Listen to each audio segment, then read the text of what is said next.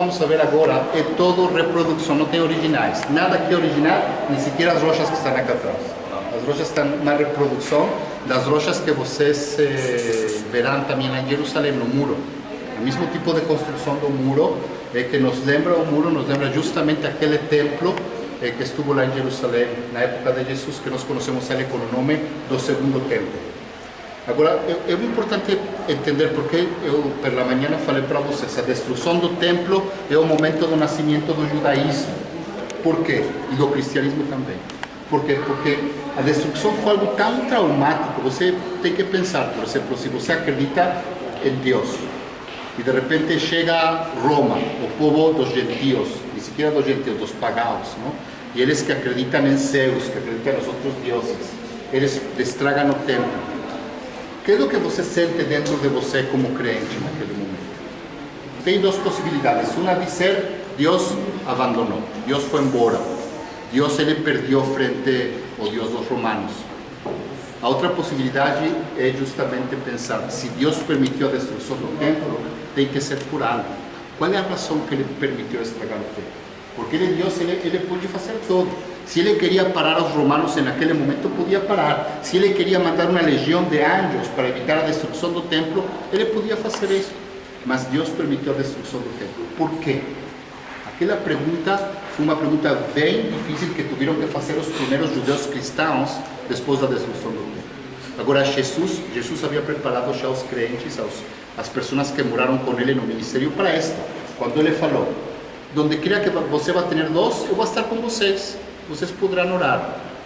Jesus preparou os discípulos antes da destruição do templo, primeiramente dizendo que um pode orar onde ele quiser, que Deus está junto com eles no momento da oração, que no judaísmo, se você queria ficar perto de Deus, você tinha que ir a Jerusalém.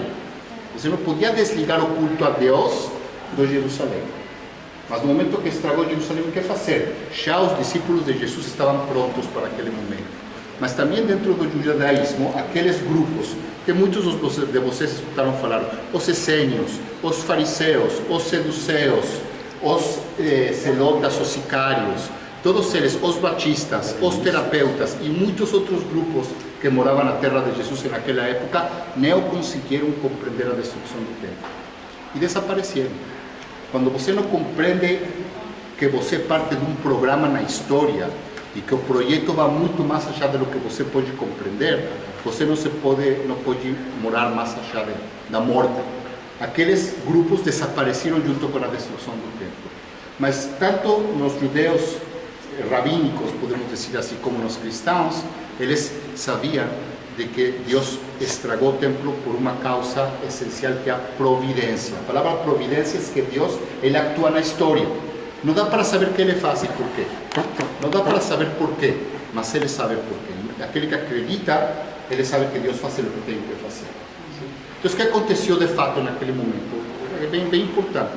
No momento que o templo foi estragado, pegaram na Bíblia e se deram conta que Deus havia falado que o templo, diz a Bíblia, faça um templo e eu morarei dentro de você. Eles pensavam que era necessário fazer um templo para Deus morar dentro da comunidade, mas eles se dão conta que Deus ele se referiu a morar dentro de nosso corpo, que a partir da destruição do templo, o templo somos nós, e de que agora em adelante, onde nós vamos, o templo vem conosco. Por que isto é importante? Porque os romanos eles pensaram que no momento que eles estragavam o templo, eles terminavam com o monoteísmo. Já estragamos o templo, agora não tem mais monoteísmo, mas não se deram conta que foi todo o contrário, que no momento que estragaram o templo, se espalhou por todos os lados o pensamento monoteísta. Isso é providência. O homem crê que ele controla a história, mas é Deus que controla a história. E é uma prova disso, justamente. Então, por isso nós começamos o Museu da Diáspora com a destruição do templo, e justamente o que nós vemos aqui no frente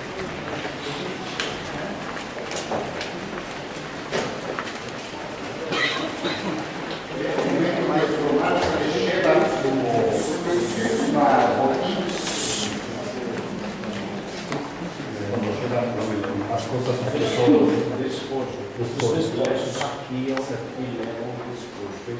Podemos ver aqui os romanos levando como despojo do templo, eles saquearam o templo e levaram a menorá, aquele símbolo que nós falaremos mais para frente, dá para ver as trompetas, os símbolos do templo. Eles pegam todas essas coisas do templo para eles, mas aí acontece uma coisa bem interessante que eu gosto de lembrar. No momento que eles chegam no templo, porque eles ficaram 3 anos fazendo sítio em Jerusalém, para estragar a cidade, do ano 66 até o ano 70, foi o sítio de Jerusalém.